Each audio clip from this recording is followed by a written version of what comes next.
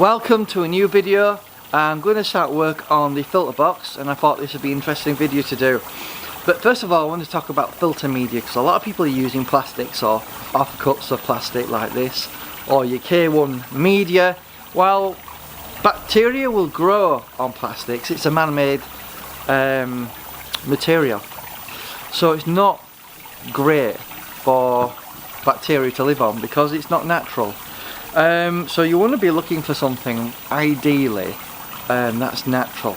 Now, anaerobic bacteria lives on natural things such as stone, you know, anything that's porous. You know, I've got 3 things here that I'll talk about, but that's the reason why I'm not so keen on using K1 media, because one of the problems with plastics in these filter beds that I see is they're using air to circulate, but they're also bashing against each other, and you're going to damage or hurt bacteria because of that action.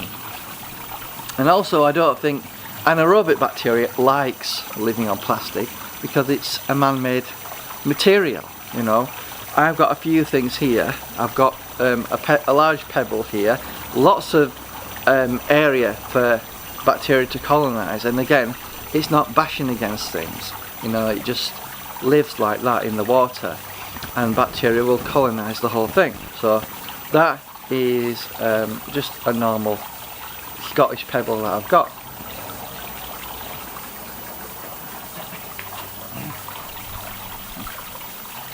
The next thing I have that is incredibly good value for money and fantastic for anaerobic bacteria as well as normal bacteria is lava rock.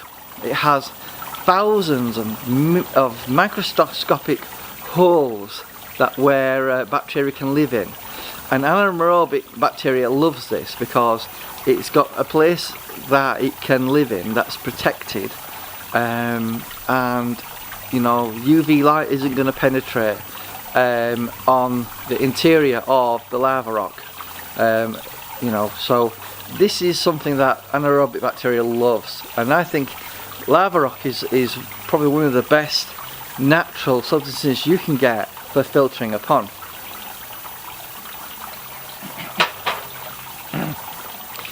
Other materials you can use is obviously ceramics and glass, which is sort of man-made, but is very similar along the lines of lava rock. If you look at some of the Pond Guru videos, he talks about this, and he likes to use this stuff, which is biohome media. Again, this has microscopic voids, gullies, holes inside it, where bacteria can colonize, and anaerobic bacteria loves this. Fantastic product. It's certainly better than lava rock, but significantly more expensive. So I'll just show you the filter box in regards to the mechanical filtration setup that I'm going to have, just so you can see how I've set it. So here we have a regular bedroom bin, and I've got some cheap sponges, circular donut shaped ones from Amazon, and I just wanted to show you those. So if I just take these out, so it's just a small bedroom bin, and what I'll do is I'll cut a hole. You see the tank connector there, we'll thread a pipe that will run through into this, so I'll just drill a round hole there, and then drill many holes around so the water can escape. And then in the mechanical side of the filter, we've got these 4 brushes that will give some filtration. Just take those off, and I have lots of Japanese matting here, so if I just remove that bit of matting, as you can see, just to raise it a little bit, I've got a tiny bit of foam there, 2 smaller bits here because there is a bit of a void, as you can see, because of the construction of the filter box, because I've had to reinforce it, and then 2 large pieces of matting there. So if I just put that bit of matting back, and then the sponges will just go in there, and that will give us our mechanical filtration. So very little muck should get through this barrage of matting and sponges. Now, I probably will put a few extra small sponges either there or at the front to give some extra filtration. So here we have some egg crates on top of some large PVC pipes with large holes. So basically water should filter through here, then we'll have some larger rocks and it'll filter up through the rocks and then down the spillway. And that's the idea of how, and that's a lid for the bin if you was wondering. But yeah, that's more or less how the filtration system will work. As you can see from this side, there's a big barrier of sponges, brushes to get in order for the muck to get through, and should not penetrate, and just clean water should filter through. Obviously these holes in these pipes will allow the water to filter up through the gravel, the rocks, and then eventually we'll have a layer of plants on top to absorb the ammonia and turn the nitrites into nitrates. So essentially that's how this filter will operate, and it's just lined with a pond liner, stapled to the wood. The wood is 22mm treated wood, reinforced. Obviously you can see these corner bits, I've reinforced it as well, and it's reinforced at the bottom as well, running all the way down.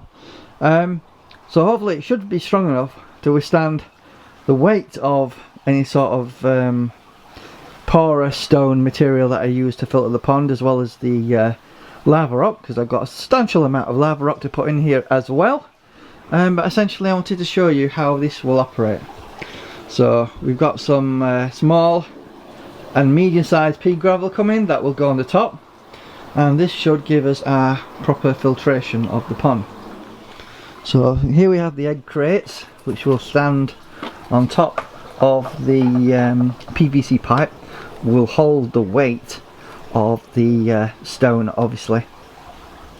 So I'll just show you what I've done in terms of the construction of the wetland area here.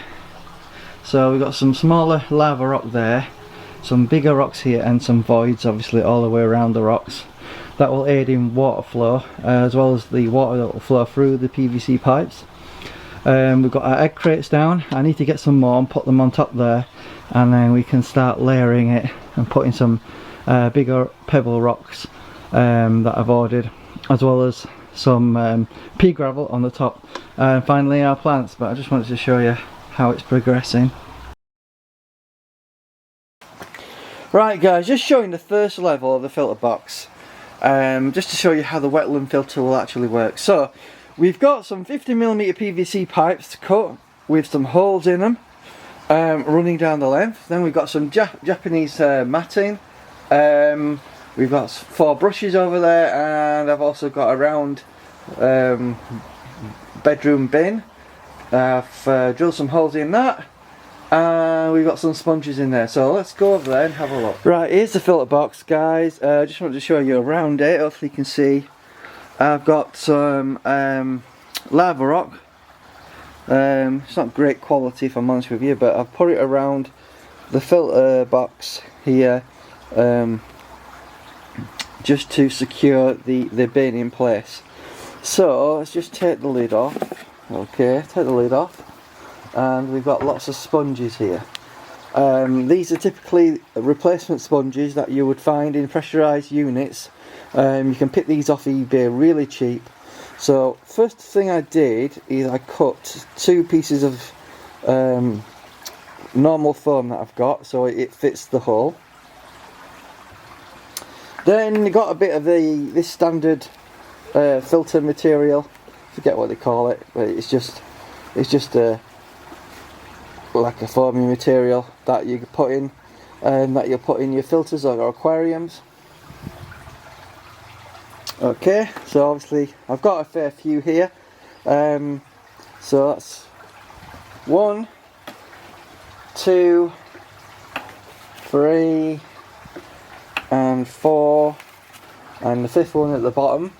So as you can see, I've got a hose tail coming out the flange tank connector that runs into this box, with a tiny bit of that PVC flexible pipe, and basically the water will flow in here. And obviously you can see I've got lots of various holes screwed into the actual bedroom bin that I'm using as my filter, and basically the water will come into here, go through the holes and flow down the length. So if I just deconstruct this area here so you can see, so I'll just take these brushes out. So those are the brushes. So we've got 4 levels of Japanese matting here. So I've got one there and one there, and then one on the bottom. If I just lift this up, you'll be able to see. So I've got a little bit of Japanese matting there, and a bit of foam there, just to fill in this area. And that's how this filtration will happen. So basically the water will spill into here, go through the holes, flow down there, through this Japanese sponge matting, and this is all the mechanical filtration. And then the biological filtration will happen in that area. So guys, I'm back in the garden with the pond, doing a bit more work. I just want to talk about bog filters and wetland filters and the differences, because I think a lot of people do get confused in the differences. So the main difference between a bog filter is it's just soil with plants that deal with the various ammonia and changing the nitrites to nitrates. However, it's very basic, and you don't get a lot of anaerobic bacteria dealing with the nitrates. So that's why a wetland filter is a bit better. And the main difference, if you don't know what a wetland filter is, a wetland filter, simply put, is a load of rocks, basically, where the normal bacteria and anaerobic bacteria live and colonize, and that deals with your nitrates. So that's essentially the main difference. I prefer a wetland filter type filtration system because it has more surface area to deal with the ammonia, changing nitrites to nitrates, and keeping the water nice and clear and crystal. So what I'm building here in the filter box is a wetland filter. It's based on a wetland filter system that Aquascape have built in some of their ponds. I've just scaled it down quite a bit to make it fit, obviously, in the filter box. So this is something you can do. All you need is various types of rocks, different sizes. So essentially you want a large rock, smaller rock, and then some gravel, fine gravel. So what I'm looking at doing is using between 50 to 70 centimeter size rocks, then smaller, about 20 to 40 centimeter in size, and then I've got pea gravel to go on the top. I will interject some great filter media that I like to use, which is lava rock. It's not cheap, it's not super cheap, but it's a lot cheaper than the other filter medias out there, like Alpha Grog, Biohome, ceramics. All these specialty things you can use to filter your pond are really good, but they're really expensive. I like to go for the cheap option, and I actually like lava rock. I've got a piece here, let me just show you. So here's a good piece of lava rock. Now, just a word of warning, there are a lot of retailers out there selling lava rock. It looks like crap. Let me just show you. So that's a good piece of lava rock. You can see that it's got lots of tiny holes in it that allow bacteria to colonize. So this is a bit of lava rock I've got from a company called Superfish. This is one of the bags I've bought, and it looks like that, which looks very similar, right, to granite, just standard granite. not lava rock at all. So here's a good piece of lava rock. You can see there's many holes in it, and this is ideal for bacteria to live in and colonize. And anaerobic bacteria like this in particular, because they can actually go deep inside the rock and keep out of the UV light.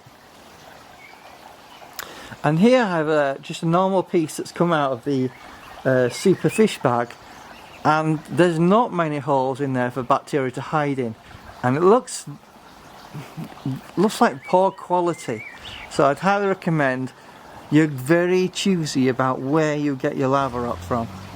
So instead of getting some aqua blocks, which are quite large and bulky and wouldn't fit in here, I've come up with a solution of creating a similar effect, which is using pipes. So these pipes are all hollow with large holes in them, obviously you can see there, and the water will naturally flow through the filter system and filter up through the rocks. That's the idea of having a bit of a void underneath your rocks. I was originally going to just put some rocks here and use the rocks to support it, but I wanted there to be some flow coming through the pipes. So that's why we're doing it like this. So here's the egg crates cut to size, and then we'll just put those on top of the pipes, and then I'll lay my rocks on top. So there you go, our egg crates are all in there. So all I need to do is get some large rocks and put them in layers. I just wanted to show you how we're going to transition from the different sizes. So I've got some rainbow rocks here. These are quite smooth actually, and that will be my first layer. My second layer will be slightly bigger lava rock. It's not as dense, it's quite light actually. Then on top of that we're going to have these 40mm Scottish pebbles. They'll go on top, so they're a bit smaller. So that's our 1, 2, 3, third level. And then for our final level I have various sizes of pea gravel here. And this is where the plants will grow into, the pea gravel. But we want to get the filtration coming from and through large, smaller, medium and tiny. And that's how that will work. Just a quick tip guys, when you ever do get new rocks, clean them off. Don't put them directly in. Look at all that muck that's coming off there. So you need to clean it off, give it a clean, and then you can put your rocks directly in. You don't want that muck going into your pond. Right guys, there's the first layer. I'll just show you. Essentially there is a substantial amount of voids in between the rocks to allow the water to percolate up through the stones. So let's just zoom in so you can see those a bit better. There you go. So they're on top of the egg crates, and the egg crates are in turn on top of the pipes, and there is a void underneath these. It also will reduce weight as well. That's one benefit. But I just wanted to show you the first level. So let's get on with the next level. That's all the lava rock we've got in there. It's quite expensive, this stuff. 4 kilos. Cost me £20. It's significantly cheaper than obviously Alpha Grog and other ceramic medias, however. But it's not that easy to get hold of quality stuff.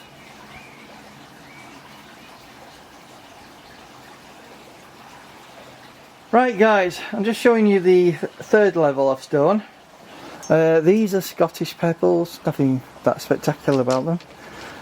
But they're about between 10mm and 40mm. The majority I'd say around 30 to 40mm.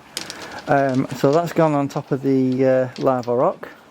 So I'll just show you that so you get an idea.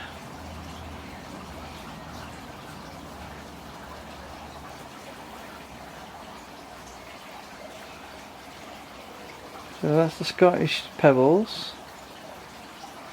So I just wanted to show you the filtration that will be on this pond. So let's just zoom out so you can have a look. So we're ready for the 4th level. So let's get on with that. Okay, so we've got the gravel in. That's stage 4. This is pea gravel, and this is not normally necessary unless you're going to have lots of little plants in. So I've got a selection of various plants that I'll be putting in, like creeping jenny, various grasses, some irises, and loads of others. I've done a video previously about that, check that out if you want to have a look. But essentially, this is the pea gravel I put in on the top. So let's just zoom in and have a look. So I've got a little bit of a barrier there with the smaller Scottish pebbles. So I just wanted to give you an idea of what it looks like.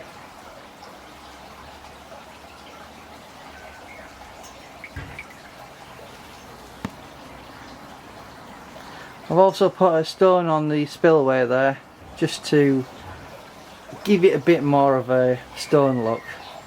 I'm not a big fan of rubber, plastic. I like something to look sort of natural, and that's why I put stones in the actual pond itself, as you can see over there. So okay, that's how it stands. Next stage is going to put, I might test it before I put plants in, but yeah, it's coming along.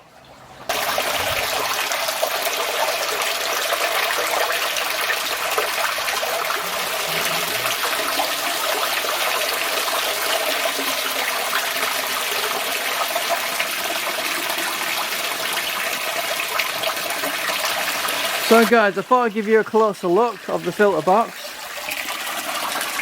As you can see, it's more or less how it's looking.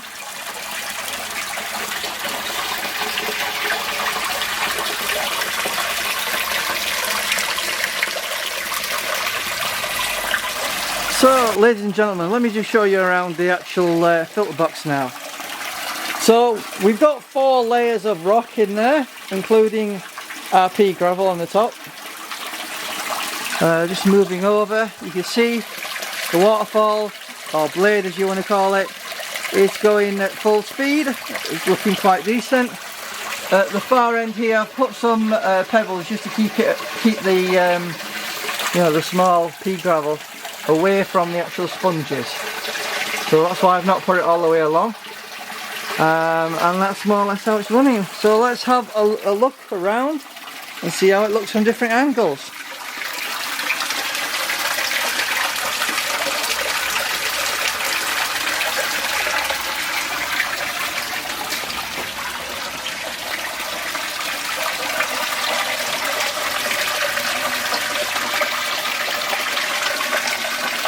I just wanted to test it out to see how it works and see how it looks, and it's performing really well.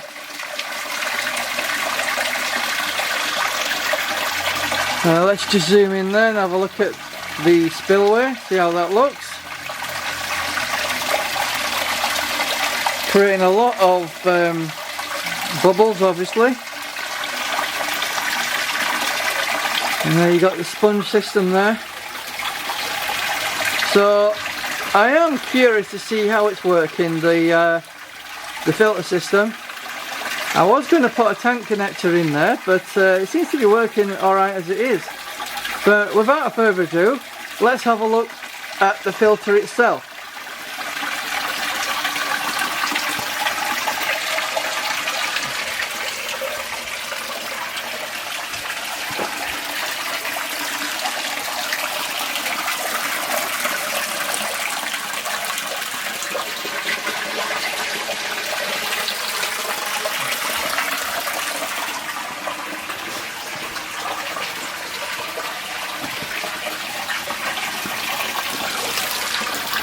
Bit of a tight squeeze here, see if I can get over here so you can have a look and see how it's working. So I'll deconstruct this a little bit so you can see what's going on. So here we have some sponges in there. I've already shown you this, but I just want to show you it running. So I'll take the sponges out. We've got a bit of soft sponge there in there. It's quite heavy when you actually have water in. Okay, it's already picking up a load of algae. Ooh, look at all that. So the way this is working is we've got holes drilled into the side, and it's just escaping into the actual filter over there. It's picking up crap.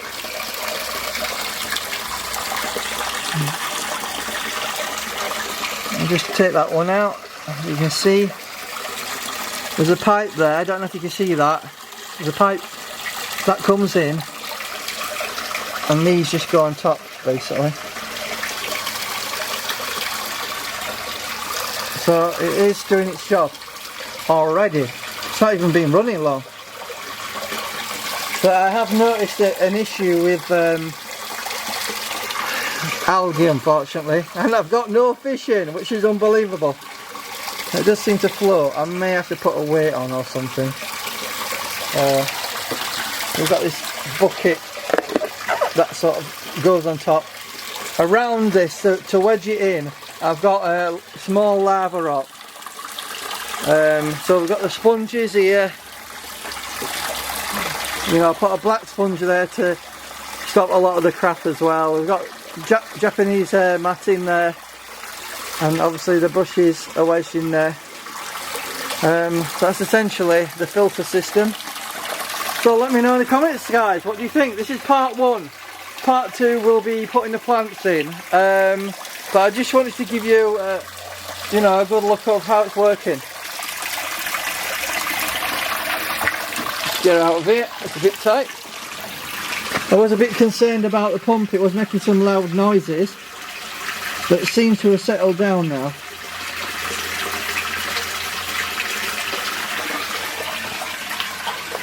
So I've just plugged it in temporarily because I just wanted to get an idea of how it works. So that is the wetland filter system I've set up. So that's the wetland filter system I've built. Believe it or not, this is quite expensive to build this, because the stone, the sponges, the brushes, various bits and bobs, pipe work, it's getting really expensive this, but it's going to do its job. I just hope the box is strong enough to hold the weight. That's the only thing that concerns me. But it's well constructed, the wood.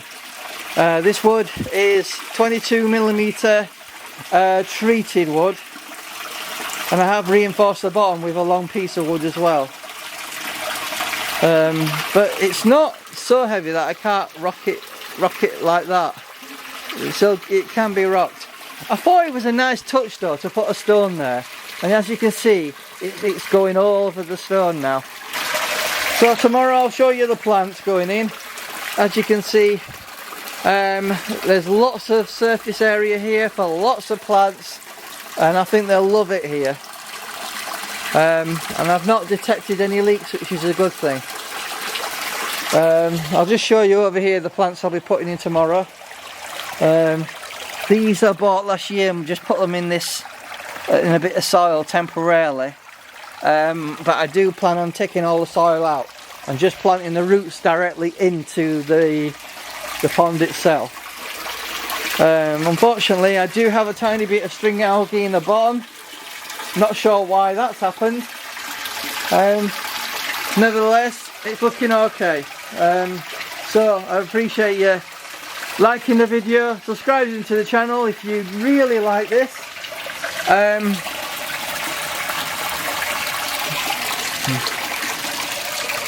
What originally inspired me to build this was a video where someone had built a similar sort of thing, the Hawaiian fish keeper.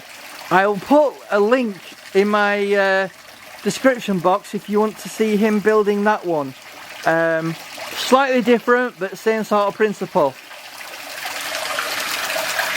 So we have our mechanical filtration there, and a biological filtration there. Anaerobic bacteria will live there and deal with ammonia and change nitrates to nitrites. Sorry, nitrites to nitrates. Sometimes get those mixed up. So there you go. Looks nice. I'm actually quite pleased with it, if I'm honest with you. It's taken me about 3 hours to do it, but it looks nice.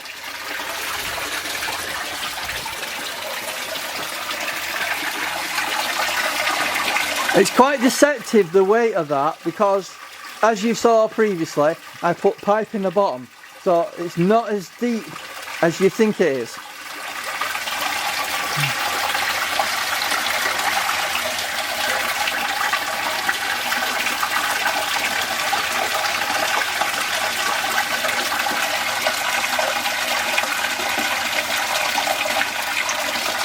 And as you can see, it's pushing the water towards the skimmer. Those bubbles are moving this way. Okay, I got a piece of cardboard. Let's see what happens.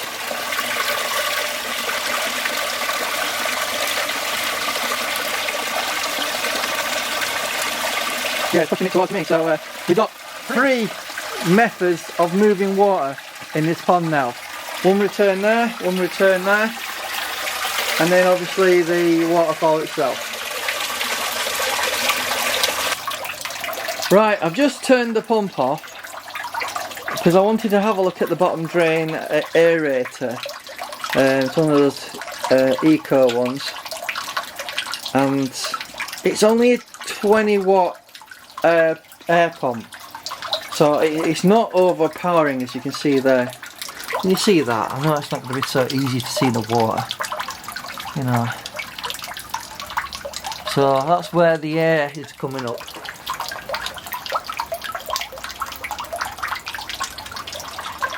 So I just wanted to show you that before